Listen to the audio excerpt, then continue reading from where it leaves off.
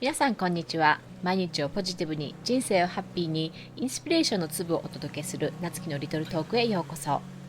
今日は産後クライシスを起こさないためにできることという話をお届けしていきたいと思いますが、産後に関わらず生活の中で環境に大きな変化やチャレンジがあった時にパートナーと良好な関係を継続するヒントになればと思います。まず産後クライシスとは何かなのですが、産後うつやマタニティブルーという言葉はよく知られていて、妊娠中の検診の時やお産学級でも産後に起こる可能性がある変化として注意喚起がされています。産後クライシスは私も産後初めて知った言葉で、産後に夫婦関係がうまくいかなくなることを言うそうです。あまりよく耳にするトピックではないですが、産後うつやマタニティブルーと同じようにもっと重要視されてもいいのではないかと思います。仲のいい夫婦でうちは大丈夫と思っていても、子供の誕生のように大きな変化があると、うまくいっていたことがうまくいかなくなるということもあるので、産後クライシスというものが起こるかもしれないと分かっているだけで、心構えができている分、クライシス、危機を回避しやすくなるのではと。私たち夫婦も例外ではなく、普段は仲が良くて、夫は家事や息子の面倒も率先して見てくれて、一見すると何も問題がなさそうに思えるのですが、妊娠している時からたびたび意見の不一致で口論になり、冷戦状態になるということがありました。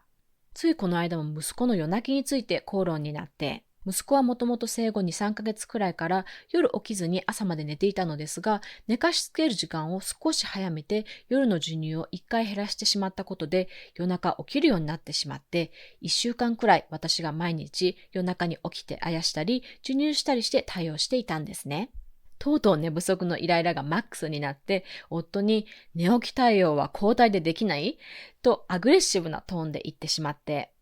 夫はそんなに感情的に言わずに、夜その場でちょっと起きてあやしてと言えばいいじゃないかと。それから水の掛け合いみたいな口論になって、しまいには、だから寝かしつけの時間を早めるのは反対だったんだ、と私もそれが原因かなと思っていたことを言われて、その時に毎回口論になると感じていた違和感が押し寄せてきて、すごく会話が噛み合っていない気がしたんですね。それで気づいたのは、私の発言のベースには、大変だよ、助けてよ、もう泣きたいよという感情があって、一方で夫の発言のベースには、感情は置いておいて、やってほしいことを具体的に示してくれという問題解決マインドがあって、それぞれ違う角度から発言しているので、会話が平行線になってしまっていたんです。SNS を見ていると、産後に夫が家事を手伝ってくれない、子供の面倒を見てくれないという投稿がよくあって、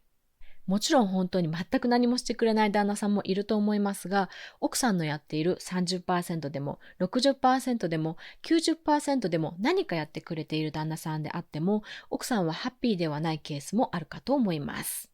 なぜなら、奥さんの本当に求めていることって、多くの場合、〇〇をしてほしいということではなく、自分と同じ目線に立って寄り添ってほしいということではないかと。逆に言うと、旦那さんの仕事が激務で、家事や子育てをほとんど手伝えなかったとしても、日々奥さんに優しい言葉をかけて、自分ができない分、どうしたら奥さんを助けられるかを考えてくれれば、夫婦の関係はそこまで悪くならないのではと思うんですね。私の例で言うと、イライラしながら夜泣き対応を交代制にしてくれと言ったら、そうだよね、ここ数日大変だったよね、今日の夜は変わるよ、と一言言ってくれればよかったんです。なんならギュッと抱きしめてくれるとか。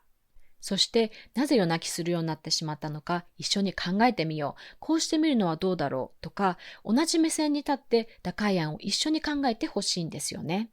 産後はホルモンの関係で感情的になりがちというのはよく知られていますが、ホルモンの影響がなかったとしても、赤ちゃんを目の前にして、この小さな命をどうにか育ててあげないとと必死で、赤ちゃんがなぜ泣いているのかわからなくて混乱状態にあって、睡眠が不足して正常な判断が難しいことも結構あって、体は考えているよりずっとダメージを受けていて、回復に時間がかかって、感情の塊になってしまうのは、ある意味仕方のないことだと思います。それを踏まえた上で、産後クライシスを起こさないためにできることとして、まず旦那さんにしてもらいたいのが、奥さんにねぎらいの声をかける。奥さんが辛そうにしていたら、自分ができることを具体的に提案すること。奥さんのプレートはやらなければいけないこと、心配事でもりもりなので、どうすればいいのか考えて教えてくれのように、プレートに乗せるものを増やすのではなく、どうやったらプレートに乗ったものを減らせるのかを一緒に考えましょう。大丈夫だよ、一人じゃないよ、二人で解決しようと寄り添いましょう。そして奥さんができることは、もしこの動画、ポッドキャストを聞いて、そうそうと思ってもらえたら、この動画、ポッドキャストを旦那さんに聞かせてあげてください。産後クライシスにはコミュニケーションが重要と言いますが、自分の胸の内を夫とはいえ他人に話すのって、実はすごくエネルギーがいることで、うまく整理して伝えようとすればするほど言葉に詰まってしまうということもあると思うんです。そんな時に完全ではなくても自分の思っていること、感じていることを誰か第三者に代弁してもらえたらいいですよね。それに、ただ優しくしてほしいんだなんて恥ずかしくて言いにくいことも間接的になら伝えやすいかと。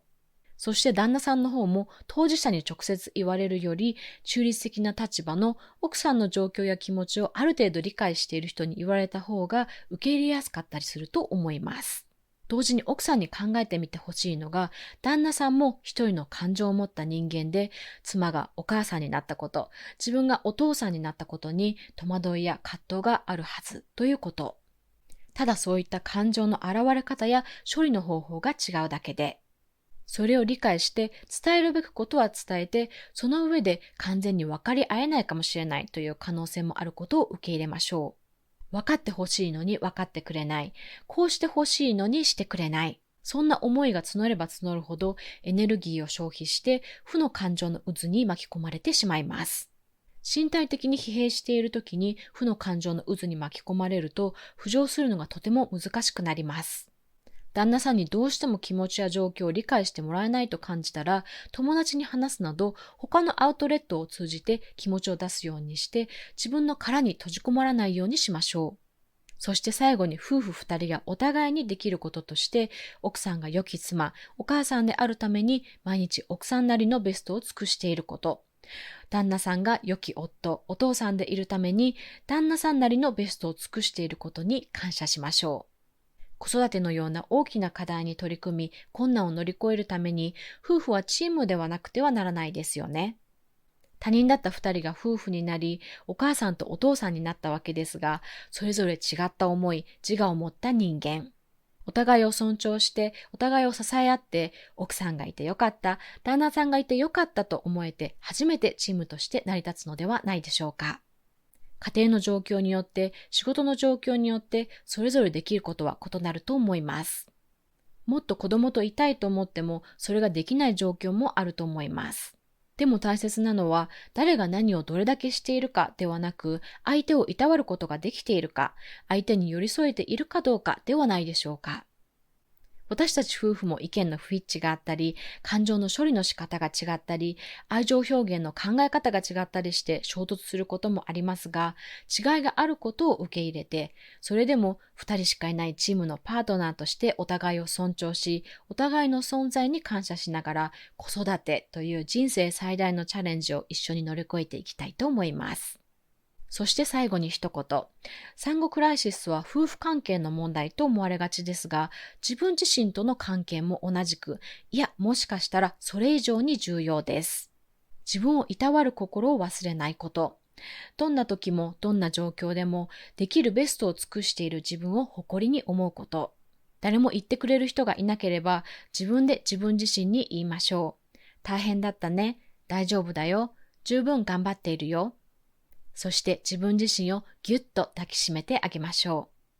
う。ということで今日は産後クライシスを起こさないためにできることというお話をお届けしていきました。